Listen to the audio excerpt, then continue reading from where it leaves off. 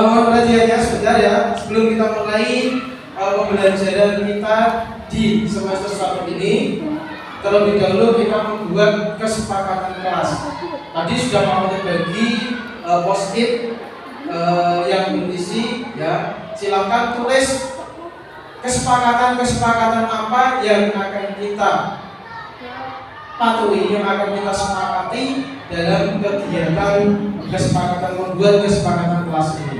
Ya, silakan menurut hati nurani kalian, silakan apa yang ingin kalian buat kesepakatan dengan saya. Oke, sudah? Silakan bisa ditempel ke depan. Ayo, silakan ditempel ke depan. Bisa ditempel ke depan. Ayo, silakan ditempel mulai dari sini.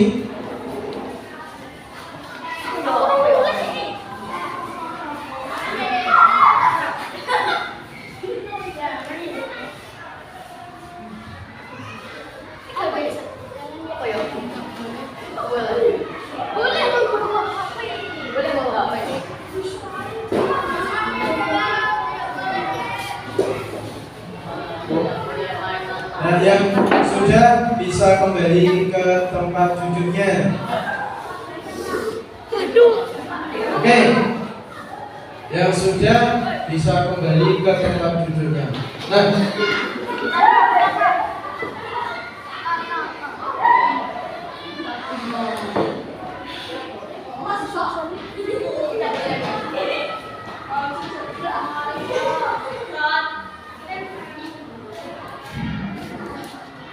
oke, sudah ya. Ada beberapa hal ya yang sudah kalian tulis. Di antaranya tidak boleh menyontek saat ulangan. Terus kemudian tidak boleh berisik saat jam pelajaran. Ya. Kemudian ada tidak boleh mengejek, tidak boleh mencoret-coret tembok dan meja menggunakan tip X. Nah, ini nanti kita susun, kita simpulkan menjadi beberapa aturan.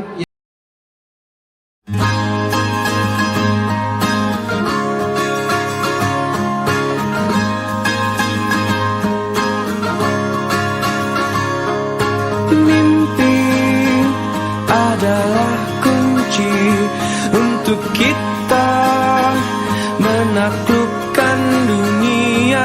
Berlarilah tanpa lelah sampai engkau meraihnya. Laskar pelangi takkan terikat waktu. Bebaskan mimpimu di angkasa, warnai bintang di jiwa.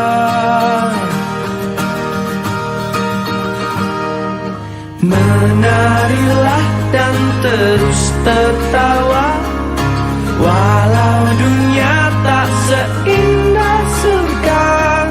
Bersyukurlah pada yang kuasa, cinta kita di dunia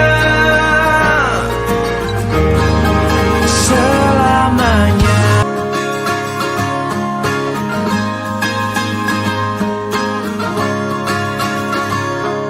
Mimpi adalah kunci untuk kita menaklukkan dunia.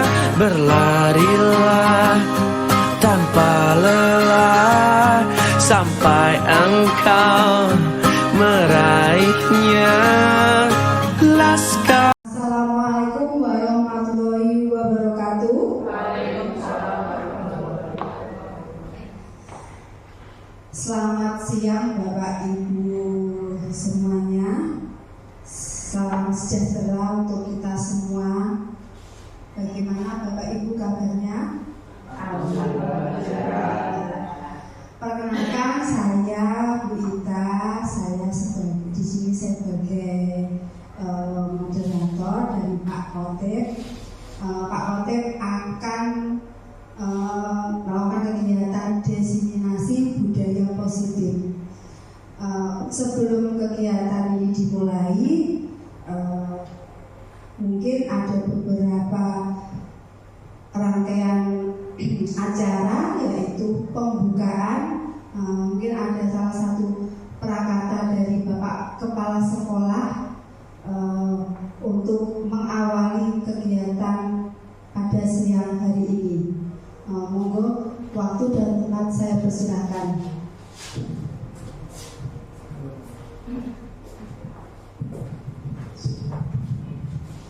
Assalamualaikum warahmatullahi wabarakatuh. Bapak Ibu guru SDN TPN yang saya hormati, sebelumnya pertama kita bacakan puja dan puji syukur kepada Allah Subhanahu wa Ta'ala yang mana pada siang hari ini kita masih diberikan karunia kesehatan sehingga dapat berkumpul di ruangan ini dalam acara diseminasi budaya positif dari calon guru penggerak Bapak Ahmad Khotib. Yang selanjutnya, terima kasih waktu yang diberikan saya. Yang pertama, ucapkan selamat untuk Pak Khotib melaksanakan diseminasi budaya positif. Semoga nanti apa yang disampaikan oleh Pak Khotib nanti bisa diambil hikmahnya kepada Bapak Ibu guru yang lain. Sekali lagi saya sangat mendukung kegiatan ini. Semoga nanti kegiatan ini dapat bermanfaat khususnya bagi Pak Khotib dan umumnya kepada Bapak Ibu semua. Itu yang dapat saya sampaikan. Selamat melaksanakan kegiatan diseminasi budaya positif. Akhirnya, Assalamualaikum warahmatullahi wabarakatuh. Terima kasih atas sambutannya dari kepala sekolah. Acara selanjutnya, marilah kita membacakan sholawat nariyah bersama-sama sebelum kegiatan dimulai. Monggo, Pak Khotib bisa dipimpin. Monggo. Allahumma sholli salatan kamilatan wa sallim salaman taman ala sayyidina Muhammadin al-azim tamhadu bihi al-qadur wa tanfariju bihi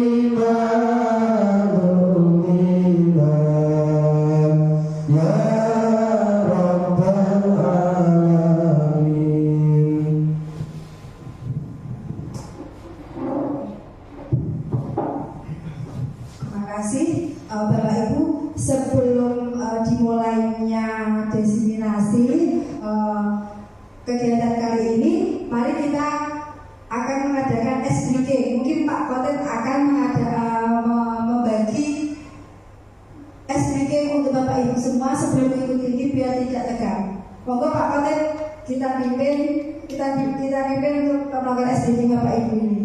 Monggo. Ayo, monggo. Ya, terima kasih. Sebelum kita mulai kegiatan diseminasi ini, ya kita sedikit dulu Bapak Ibu, biar wajah-wajah yang tegang ini menjadi lebih rileks, ya. Di antaranya coba apa ya SPK-nya? Ya banyak sebetulnya ya.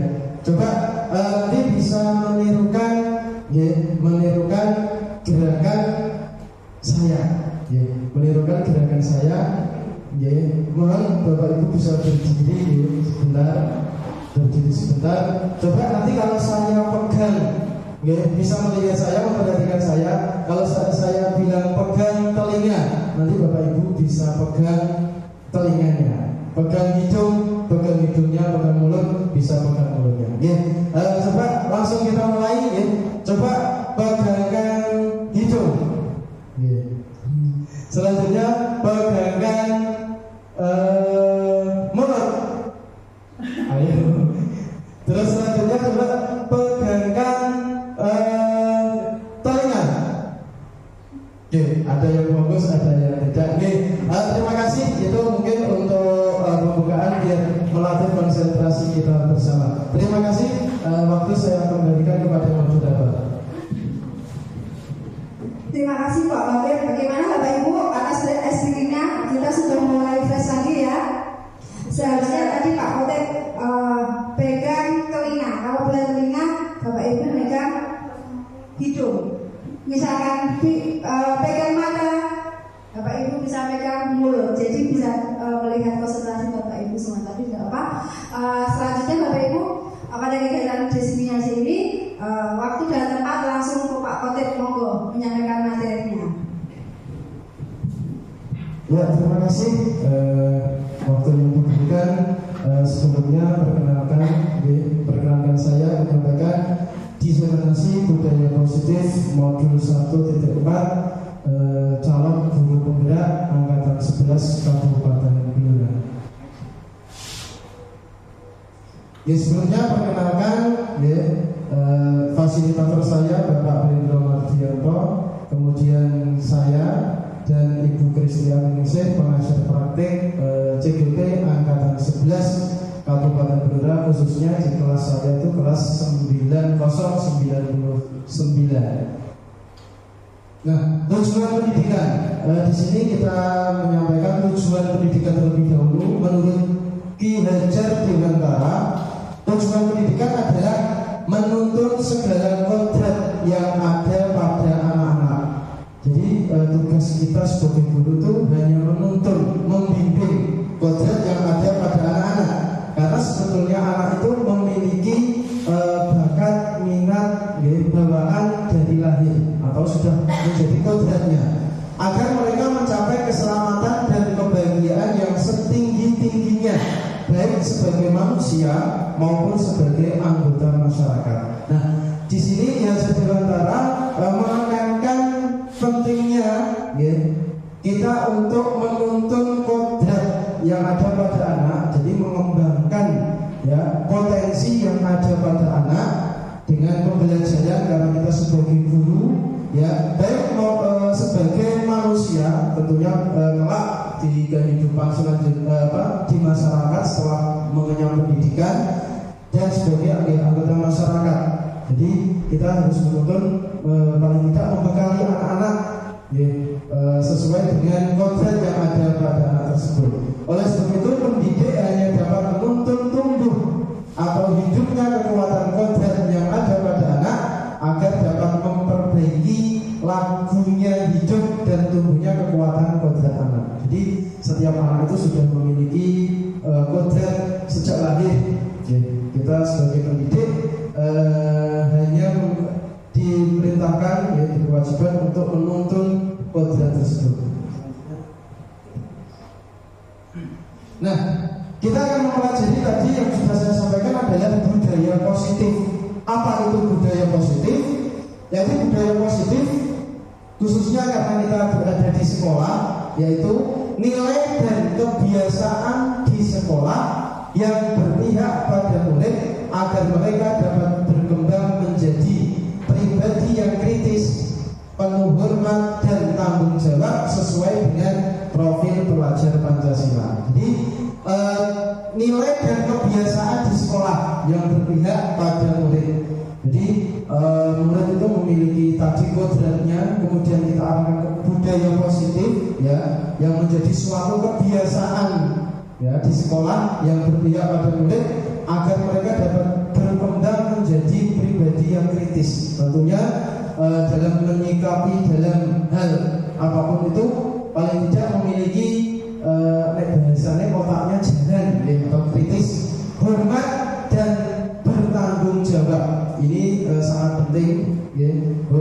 dalam arti kita menghormati kepada yang lebih tua, kepada yang lebih muda kita menyayangi dan bertanggung jawab. Ya tentunya ini karena bekal untuk masa depan anak tersebut sesuai dengan profil pelajar Pancasila. Kemudian konsep utama budaya positif yang pertama yakni perubahan paradigma belajar. Jadi dalam pembelajaran mungkin ada suatu hal yang perlu kita perbaiki, kita perbaharui. Terus kemudian disiplin positif, kemudian kebutuhan dasar manusia, motivasi perilaku manusia, restitusi atau posisi kontrol guru, yang keenam keyakinan kelas, dan yang ketujuh segitiga restitusi. Nanti kita akan bahas satu persatu. Yang pertama perubahan paradigma belajar. Nah, maksudnya bagaimana? Dalam membangun budaya positif sekolah dapat menyediakan lingkungan yang positif, aman dan nyaman agar siswa mampu berpikir, bertindak dan mencipta dengan merdeka, mandiri dan bertanggung jawab. Dalam hal ini perubahan paradigma belajar ini yakni kita membangun budaya positif sekolah. Budaya positif sekolah, Pak, kalau sekolahnya sudah bagus dan kita lanjutkan, kita pertahankan. Dan mungkin yang belum ada budaya positif kita buat. Kemudian saya berkaitan dengan kontrol guru terhadap siswa. Ini karena kita yang dihadapi itu adalah siswa, maka posisi kontrol apa yang sebaiknya kita terapkan kepada siswa. Nanti ada posisi kontrol itu ada bermacam-macam, nanti akan saya jelaskan di selanjutnya. Kemudian yang selanjutnya, misalnya Anda dan teman Anda, kita karena tadi paradigma perubahan tadi, ya kita ini misal contoh, Anda melakukan kegiatan, coba lakukan adalah menggenggam tangan. Ini kita sebagai A dan B. Contohnya menggenggam tangan, mengepal salah satu tangan dan coba Anda bayangkan. Mari kita bersama-sama membayangkan, membayangkan bahwa Anda menyimpan sesuatu yang sangat berharga di dalam tangan ini. Kemudian dan Anda perlu menjaga benda tersebut. Misal contohnya di sini ada barang yang paling berharga. Contohnya emas, bukan emas kotor, emas. Emas ini hanya punya satu, ini hanya pokoknya satu saja, tidak ada yang lain. Kita tinggal. Ini salah satu contohnya seperti itu. Nah, sekuat karena begitu pentingnya untuk kehidupan Anda. Nah, terus kemudian ada tadi yang tugas B, kan ada 2 orang tadi. Ini contoh misal di simulasi. Mencoba dengan segala cara agar Anda bisa mau membuka tangannya.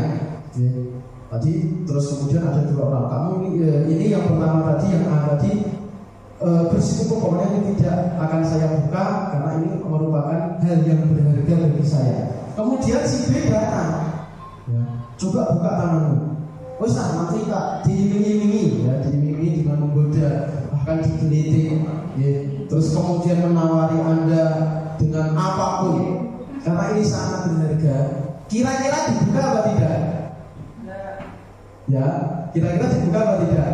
Tidak, karena ini merupakan prinsip, prinsip yang harus ada dalam diri kita masing-masing. Kita memiliki semua pasti memiliki prinsip, memiliki prinsip dalam hal ini, mungkin ada godaan dari luar, ada yang dan sebagainya. Kalau kita berpegang teguh kepada prinsip yang telah kita buat, insya Allah kita akan tetap menjaga prinsip tersebut agar menjadi lebih baik. Contohnya tadi, yakni budaya positif tadi. Kita budaya positif, walaupun kita sudah positif, sudah yakin kita genggam dalam genggaman kita, walaupun lucu-lucu itu tidak. Kalau kita memang itu baik untuk kita dan untuk keseluruhannya, maka kita pertahankan budaya positif tersebut agar tetap menjadi budaya positif di sekolah kita. Selanjutnya, disiplin positif. Nah, tadi ada paradigma perubahan, sekarang ada disiplin positif. Apa makna disiplin? Disiplin.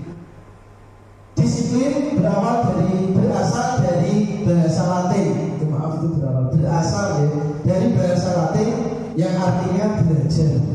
Nah, belajar. Jadi disiplin itu artinya belajar. Makna asal dari kata ini berkonotasi dengan disiplin diri dari murid-murid, ya, menurut Socrates dan Plato. Kemudian disiplin diri membuat orang menggali potensinya menuju sebuah tujuan apa yang dihargai.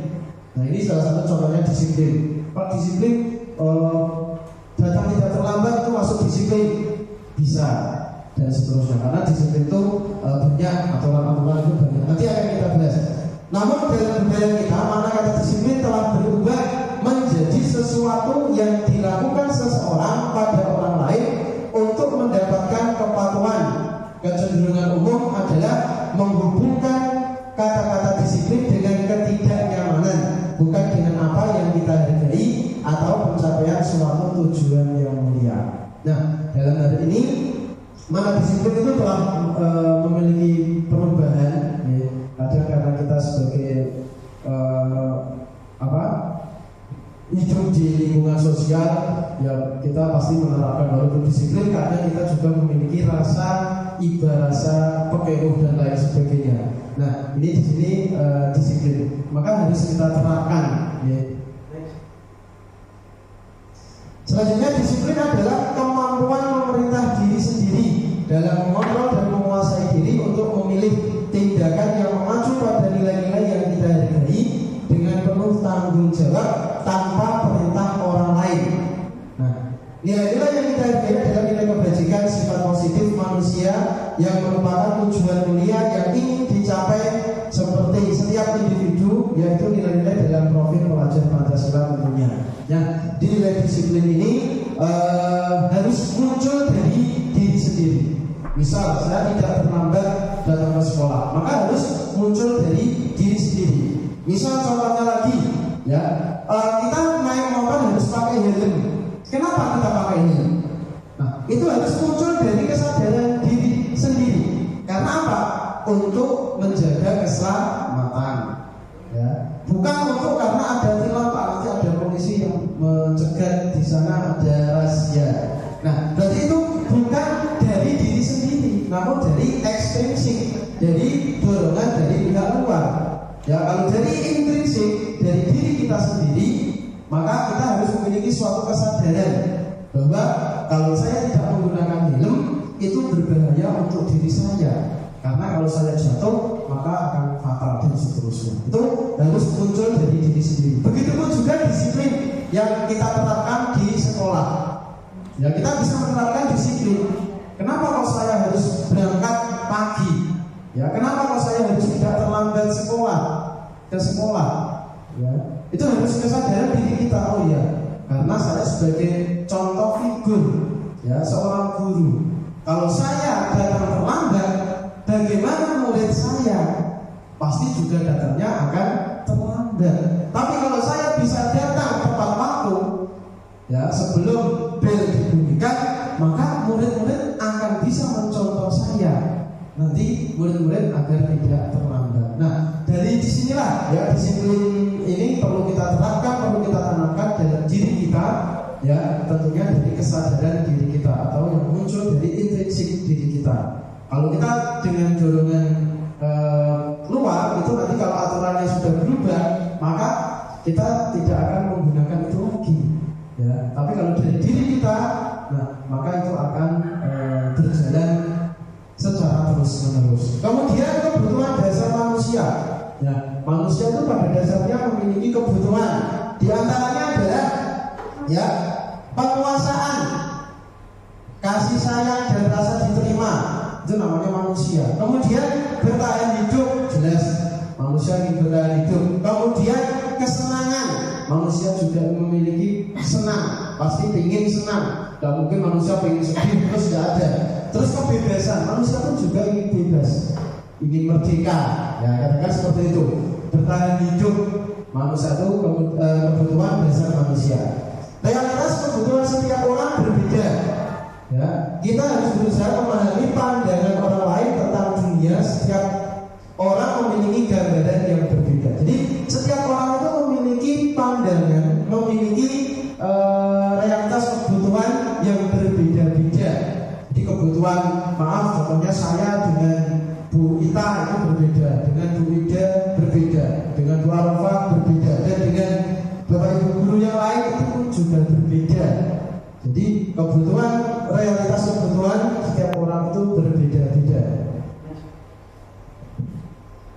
contoh kasus ya. Ini Bu Tati, guru di kelas 2 sedang bingung karena mendapatkan keluhan dari beberapa murid tentang sikap rasa. Ya. Kenapa Pak sikap rasa ini? Dia selalu minta makanan kepada temannya. Itu sering malaki, ya. Sering malak. Nah, tidak hanya sekali, bahkan berkali-kali dan melakukannya dengan paksa. Itu salah satu guru kelas 2 yang bernama Bu Tati ini mendapat laporan dari murid-muridnya. Jika Anda di situasi seperti ini, apa yang akan Anda lakukan? Nah, kita sebagai guru, ya, studi kasus seperti ini sangat banyak. Realita di lapangan yang kita hadapi itu sangat banyak. Bukan contoh ini saja, namun bermacam-macam contoh ya yang kita hadapi dalam kehidupan atau dalam kegiatan belajar mengajar kita sehari-hari. Nah, apa yang Anda lakukan jika posisi ini? Ya, kita di posisinya Bu Tati ini. Ya, kebetulan ada Bu Tati. Bu Tati kira-kira apa yang akan dilakukan? Memberi nasihat supaya tidak memalak lagi. Oh ya, memberi nasihat supaya tidak memalak lagi. Nah, di sini penerapan disiplin positif tentunya Bu Tati harus tahu kebutuhan apa yang sedang dibutuhkan oleh Rasa. Karena tadi kebutuhan dasar manusia ya ada bertahan hidup, kasih sayang, kebebasan, kesenangan dan lain sebagainya. Nah, bertahan hidup mungkin rasa lapar, ya rasa lapar karena bertahan hidup dia ingin bertahan hidup. Kalau tidak manusia itu memang salah satunya adalah ciri-ciri makhluk hidup itu adalah makan. Kalau masih makan masih hidup, kalau tidak makan berarti sudah tidak hidup. Itu salah satu ciri-ciri manusia. Ya bertahan hidup mungkin rasa lapar dan orang tuanya tidak membawakan bekal makan siang atau mungkin tidak memberi saku. Kita harus mencari penyebab dari masalah tersebut. Jadi kalau ada masalah jangan langsung dimarahi, jangan langsung dieksekusi ya bahasanya. Namun kita harus cari tahu dulu permasalahannya apa, kenapa kok kamu seperti ini. Mungkin kasih dan sayang merasa diterima, temannya menjadi perhatian, ingin mendapatkan perhatian dari orang lain. Kemudian kebebasan, dia merasa bosan karena bekal yang sama yang dibawakan orang tuanya. Jadi orang tuanya bawa ini bekal itu aja, namanya nasi sama telur, dino nasi sama telur tok. Nah, mungkin dia ingin bereksplor, mencari lauk yang selain telur itu rasanya bagaimana. Dengan ini rasanya bagaimana? Ingin mencoba seperti itu naluri anak. Dia memiliki tingkat keingintahuan yang lebih tinggi ya daripada kita. Kemudian kesenangan, dia hanya iseng, mungkin karena dia iseng saja, ya ingin menggoda temannya. Kemudian kekuasaan, dia merasa hebat karena temannya merasa takut. Nah, kehebatan ini juga kita cari penyebab suatu permasalahan tersebut. Jadi kita tidak boleh langsung mengeksekusi. Kamu salah, jangan, tidak boleh seperti ini. Namun kita cari dulu, ya apa kok, kenapa bisa seperti ini? Dia berbuat seperti ini, penyebabnya apa? Masalahnya bagaimana dan seterusnya. Ya, terus kemudian motivasi perilaku manusia. Ya, motivasi merupakan dorongan yang timbul pada diri seseorang secara sadar atau tidak sadar untuk melakukan suatu tindakan dengan tujuan tertentu. Nah, ini motivasi perilaku manusia. Kemudian menghindari ketidaknyamanan dan hukuman. Biasanya murid ini akan takut. Ya, murid melakukan disiplin diri karena ia takut dihukum. Padahal seperti contoh cara seperti ini kira-kira benar apa tidak yang diterapkan murid? Ya, jawabannya betul, tidak. Jadi karena murid takut akan hukuman dari sekolah, bukan dari kesadaran dirinya sendiri. Kemudian mendapatkan imbalan, murid melakukan disiplin diri karena ia ingin mendapatkan imbalan. Ini merupakan motivasi ekstrinsik. Ya, jadi juga sama. Motivasinya dari luar, bukan dari kesadaran dirinya sendiri. Kemudian menghargai nilai-nilai kebajikan diri sendiri. Nah, ini yang perlu diterapkan. Murid melakukan disiplin karena sadar akan nilai kebajikan dirinya ini merupakan motivasi intrinsik. Jadi murid itu melakukan disiplin, murid itu melakukan hal yang positif itu dari dirinya sendiri, bukan dorongan atau keinginan dari pihak luar. Nah, jadi dari kesadaran diri sendiri inilah maka murid tadi itu akan bisa menerapkan ya budaya positif dalam kehidupan sehari-harinya. Kemudian konsep disiplin dengan identitas sukses ya. Sekarang konsekuensi ya. Konsekuensi sekarang kalau bahasa dalam kita menerapkan ke anak sekarang bukan hukuman, namun kita gunakan bahasa yang lebih nyaman, yakni konsekuensi. Ya, konsekuensi itu akibatnya. Nanti akibat kita melakukan ini akibatnya apa? Kalau hukuman itu sepertinya kok lebih ekstrim. Ya. Konsekuensi penguatan jangka pendek, kemudian perlu monitoring berkelanjutan, kemudian stimulus respon. Ini kalau kita konsekuensi. Ya, itu biasanya penguatannya jangka pendek. Kemudian murid menghormati peraturan, kehilangan waktu untuk merenungi kesalahan, kurang. Ya, waktu ini konsekuensi. Contoh, misal ada murid melakukan perbuatan A, itu salah. Konsekuensinya sudah tahu ini. Nah, maka dia kurang merenungi kesalahan. Maaf, misalnya ada denda, ya denda di dalam kelas. Nah, murid melakukan ini, nanti didenda. Nah, itu memang sebuah konsekuensi. Ya, kalau bahasa bukan hukuman, konsekuensi. Namun dia melakukan itu sudah mengetahuinya, nanti saya paling didenda. Ya, tidak membayar uang 2.000 sudah beres, saya bebas dari kesalahan tersebut. Ya, namun kalau restitusi itu berbeda.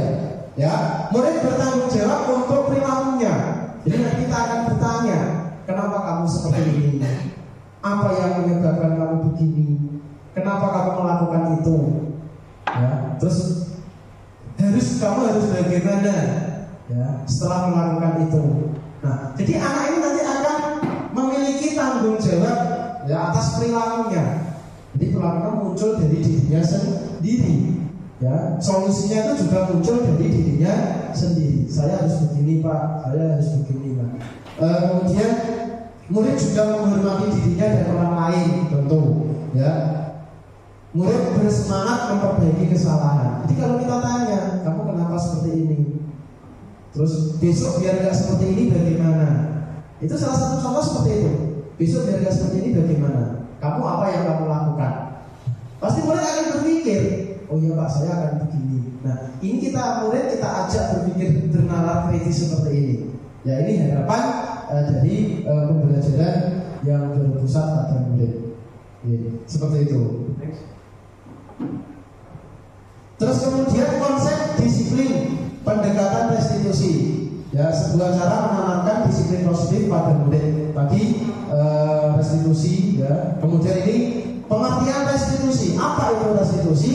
Ya, ini proses menciptakan kondisi bagi murid untuk memperbaiki kesalahan mereka sehingga mereka biasa kembali pada kelompok mereka dengan karakter yang lebih kuat. Jadi kalau murid bisa melakukan suatu kesalahan, ya kita terapkan restitusi, maka murid tersebut akan menyadari kesalahannya. Oh ya, kalau saya begini ini salah, berarti tidak boleh.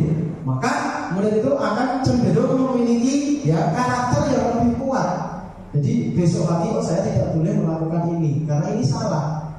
Ya. Tapi kalau kita hukum, contoh misal tadi kita denda, maka hukuman tadi bisa dengan denda, maka si murid ini sudah beres. Sudah saya bayar. Jadi muridnya tidak merasa apa yang menjadi suatu kesalahannya, tidak merenungi kesalahannya, tidak mau berintrospeksi diri, tidak mau belajar. Kemudian ciri-ciri restitusi, ya, bukan menebus kesalahan, namun belajar dari kesalahan tadi. Ya, contohnya tadi karena bayar denda, bukan seperti itu. Ya, tapi belajar dari kesalahan. Oh iya, saya ini salah. Maka besok saya tidak boleh seperti ini. Saya harus melakukan ini dan seterusnya. Kemudian memperbaiki hubungan.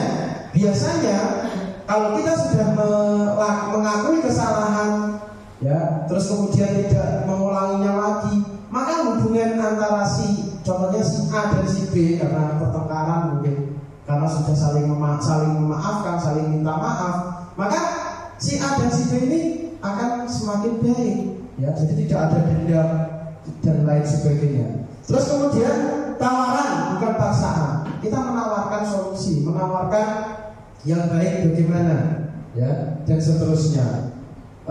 Menguatkan dan fokus pada solusi. Jadi kita mencari solusi dari, ya, permasalahan tersebut. Nah, perbedaan contoh kasus siswa sering tidak mengerjakan PR. Nah, ini hukuman, guru menghukum siswa tersebut dengan hormat bendera selama 10 menit. Ini termasuk hukuman. Nah, guru marah dan murid menjadi takut. Akhirnya ini akan menjadi beban mental, ya. Murid sampai besok tua akan diingat-ingat, dulu saya dihukum sama Pak Koden untuk hormat bendera selama 10 menit gara-gara, ya, saya terlambat masuk kelas dan lain sebagainya. Itu salah satu contoh dari hukuman. Kemudian konsekuensi, ya, contoh konsekuensi, ya.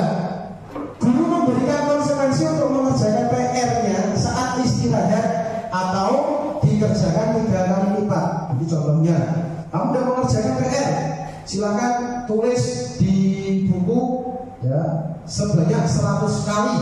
Nah, ini merupakan konsekuensi. Guru tegas dan menghormati peraturannya, dan siswa menghormati peraturannya. Ini juga, ya, belum pas, ya. Cara seperti itu mungkin cara yang baik, Pak. Iya, itu baik, namun kurang pas. Karena apa? Murid akan takut pada gurunya, ya, takut. Namun kalau kita menggunakan cara restitusi, yakni guru menanyakan keyakinan kelas pada dirinya. Sebelum kita membuat, ya, pembelajaran, kita ada kesepakatan kelas terlebih dahulu, keyakinan kelas. Yang mana keyakinan kelas tersebut itu dibuat oleh murid, ya, atau dari murid, oleh murid, dan untuk murid, ya. Dari murid, contoh kesepakatan dengan guru, murid membuat peraturannya sendiri. Si A membuat peraturan tidak, contohnya datang tepat waktu, selalu menjaga kebersihan, dan seterusnya. Nah, guru nanti akan menyatukan apa yang sudah disampaikan murid tadi menjadi suatu keyakinan kelas. Nah, setelah menjadi keyakinan kelas, ya, guru membantu saya menyelesaikan masalahnya. Jadi kita selesaikan. Oh, ini, ya, peraturan yang membuat siapa? Saya, Pak. Nah, akhirnya akan mau tidak mau, kalau kita yang membuat peraturannya itu, maka kita akan melaksanakannya.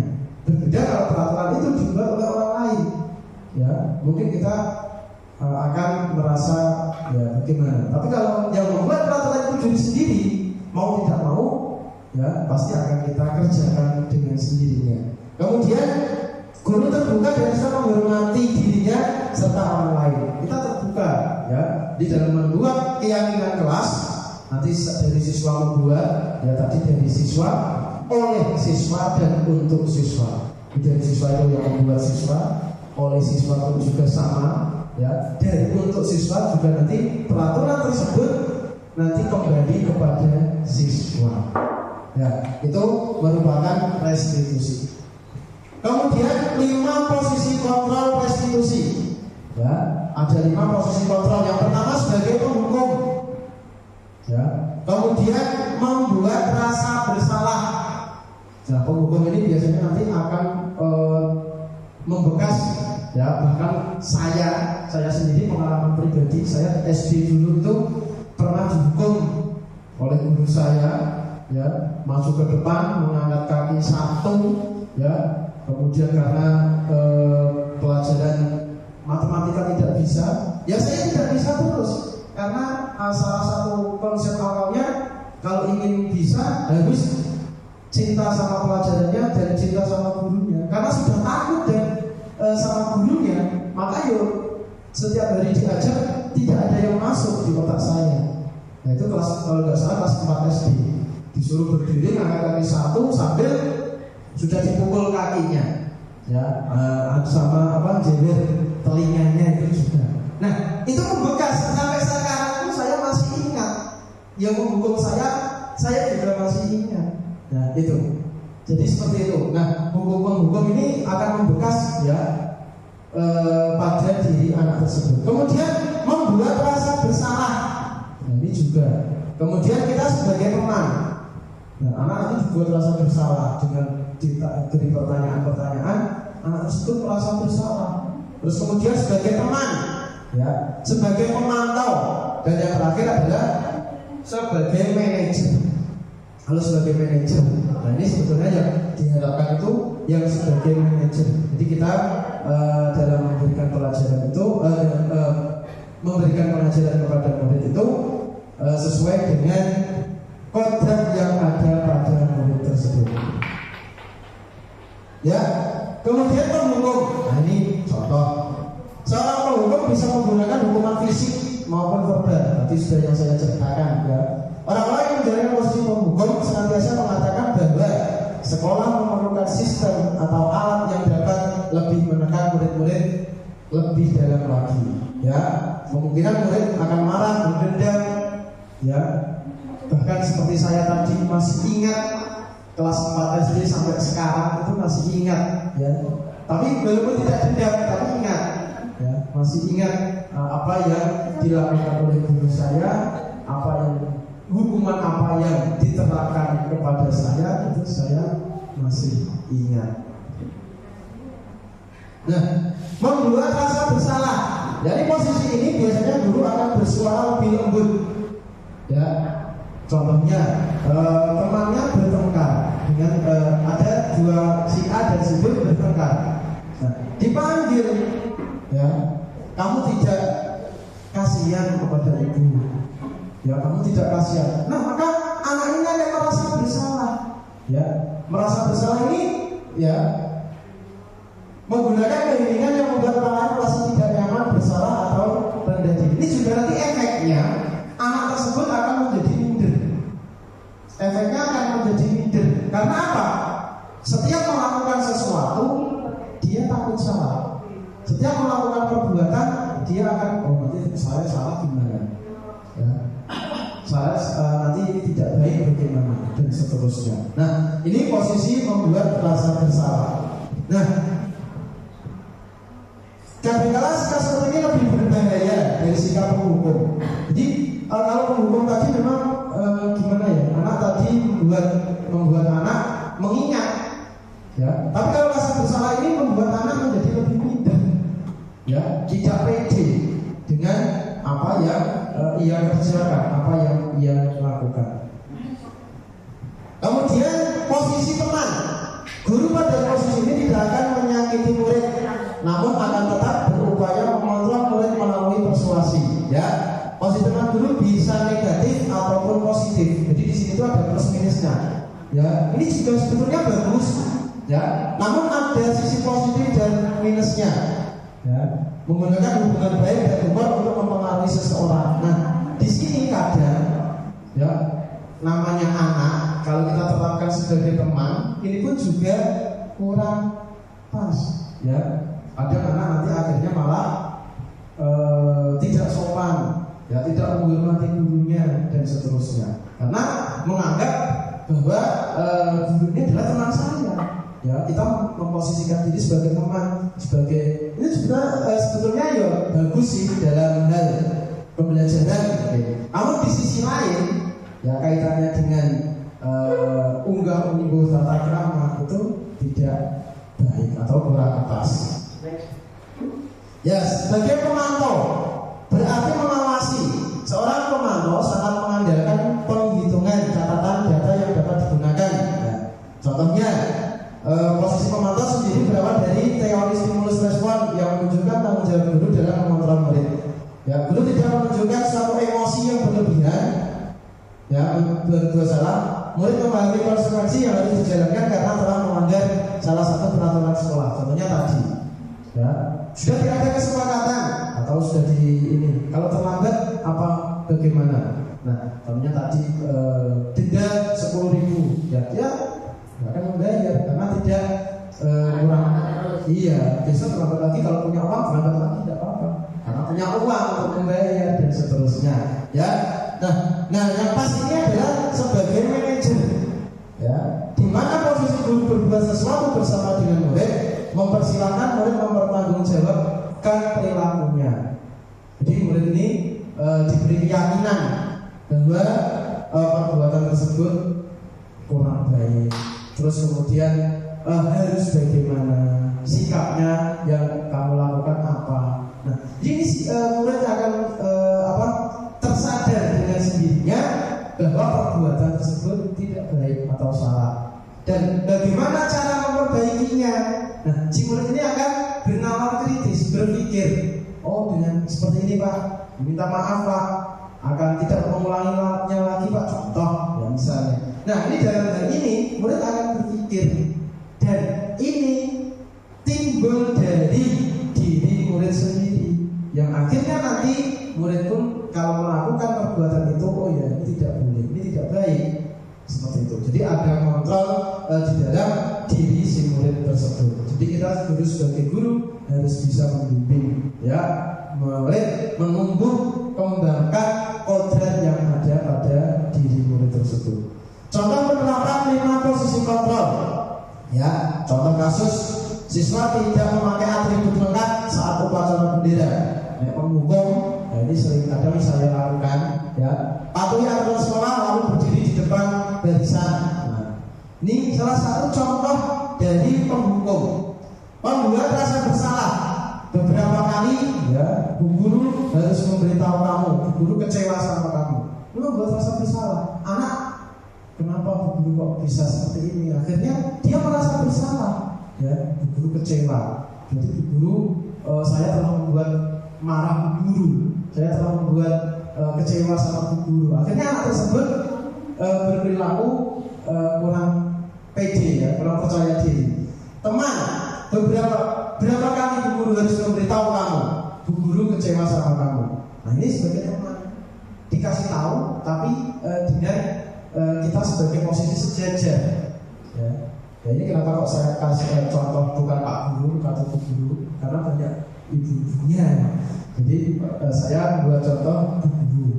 Ya, terus kemudian sebagai pemantau, kamu sudah melanggar apa peraturan dan konsekuensinya.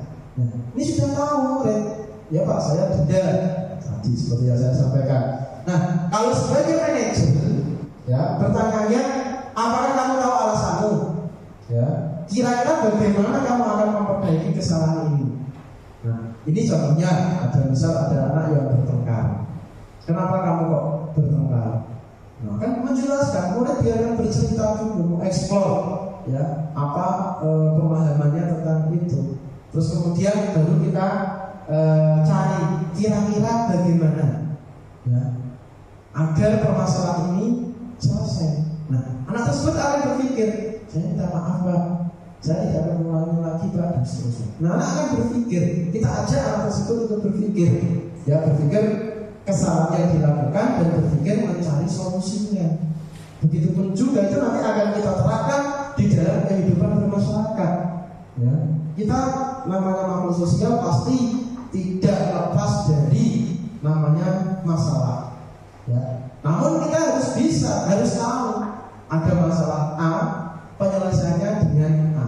Nah, masalah A dengan B, ya, nanti tidak akan ketemu.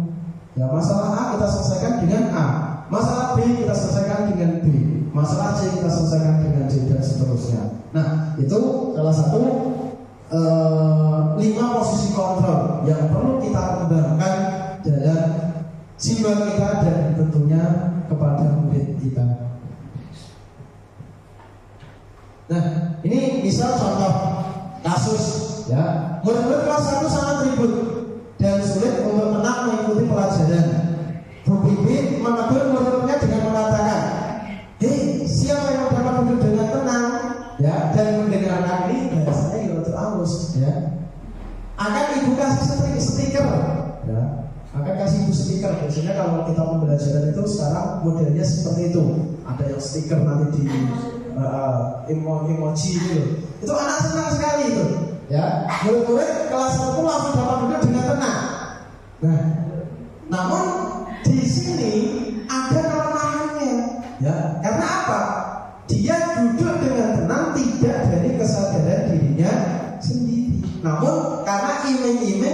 mendapatkan stiker.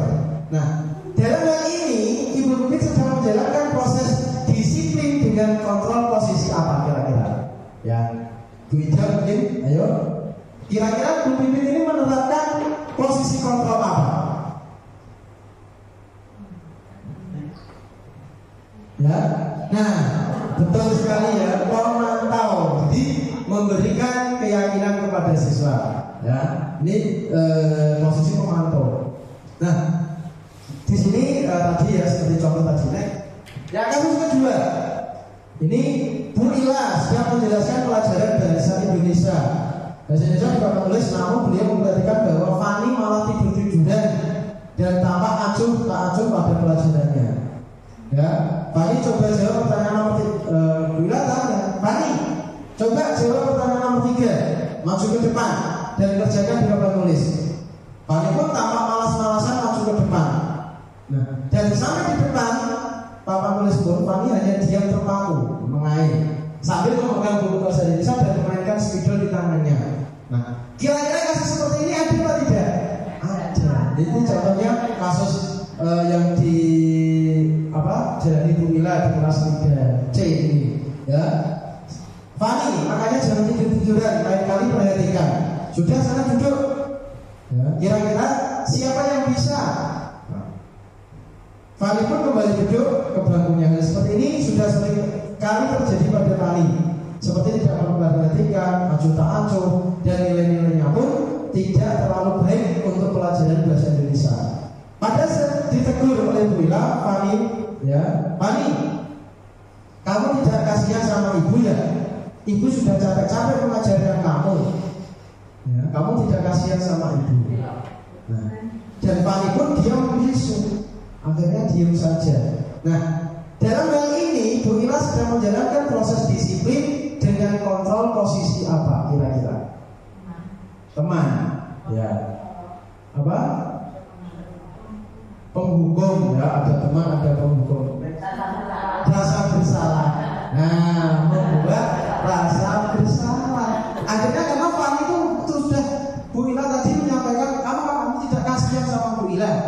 Ya, Bu Ila sudah capek-capek mengajar, kamu malah seperti itu. Akhirnya di dalam diri Fani ini tertanam, Bu Ila malah sama saya ternyata, karena saya tidak mengerjakan PR.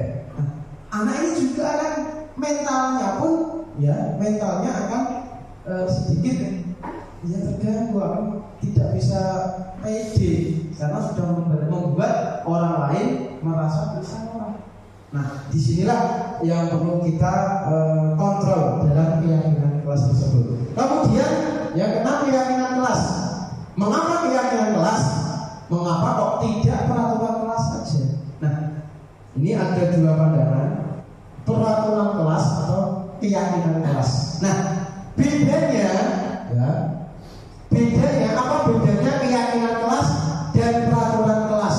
Ya, kalau keyakinan kelas itu lebih ke kesepakatan antara guru dan murid dan seluruh siswa tadi, guru, murid, dan seluruh satu kelas. Namun kalau peraturan kelas itu biasanya yang membuat hanya gurunya saja. Misal, ya, peraturan kelas, disiplin kelas berketerangan. Nah, kamu tahu tidak? Akhirnya murid melanggar, baru kita beritahu ini peraturannya seperti ini, maka kamu melanggar peraturan nomor ini. Nah, itu namanya peraturan. Namun kalau keyakinan kelas, seperti tadi yang saya sampaikan, kalau keyakinan kelas, murid, ya, ikut membuat peraturan tersebut, ya, dari murid, oleh murid, dan untuk murid, yang mana itu akan kita sepakati bersama, ya, antara murid dan guru itu sudah sepakat peraturannya seperti ini, keyakinannya seperti ini. Maka apabila ada pelanggaran atau ada yang melakukan hal yang sesuai dengan, ya, keyakinan kelas, maka murid tersebut sudah tahu mengetahuinya, karena yang membuat adalah murid sendiri, yang menjalankannya juga murid sendiri, dan itu juga untuk murid sendiri. Itu keyakinan kelas, ya. Nah, kegiatan membuat keyakinan kelas ini contoh. Belajarnya ketika di contohnya saya.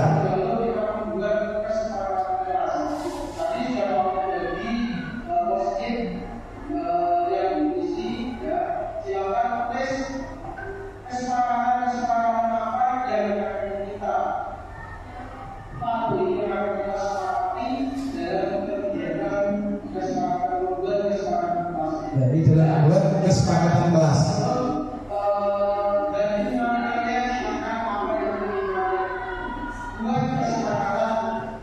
Nah, itu contoh tadi ya, kesepakatan kelas. Terus kemudian setelah menulis, menempel di papan tulis apa saja, kemudian kita rangkum menjadi suatu keyakinan kelas. Contohnya tadi di antara beberapa 28 siswa itu ternyata banyak yang sama. Kalau yang sama ya sudah kita tulis satu saja. Ya, yang tidak sama atau berbeda maka perlu kita terapkan dalam keyakinan kelas. Yang pertama adalah disiplin waktu. Tadi ada beberapa banyak ya disiplin waktu. Maka kita tulis satu disiplin waktu. Terus kemudian yang kedua saling menjaga kebersihan lingkungan. Jadi tidak boleh membuang sampah sembarangan. Kemudian saling menghargai. Kita harus saling menghormati, saling menghargai.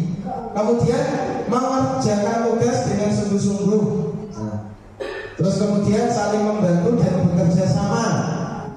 Terus bersikap sopan santun, tidak mengejek teman. Ini salah satu contoh keyakinan kelas. Nah, bagaimana membentukkan keyakinan kelas?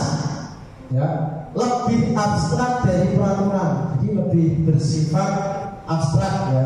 Kemudian sedikit saja agar mudah diingat. Jadi peraturan kelas itu kalau tata tertib mungkin itu A sampai Z itu sangat banyak ya, bahkan A, B, B dan seterusnya sampai banyak.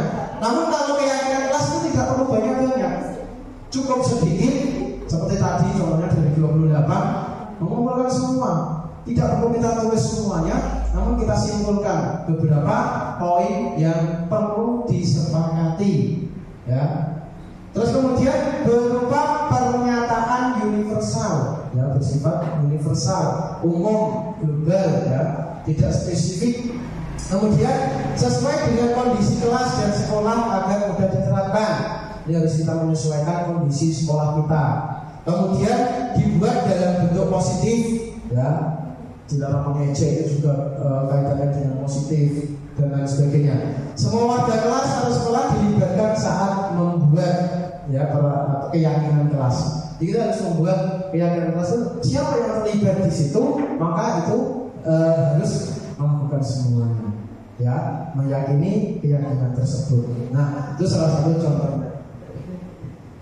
Kemudian ini penerapan segitiga restitusi ya. Ada validasi tindakan yang salah, menanyakan keyakinan, dan menstabilkan identitas.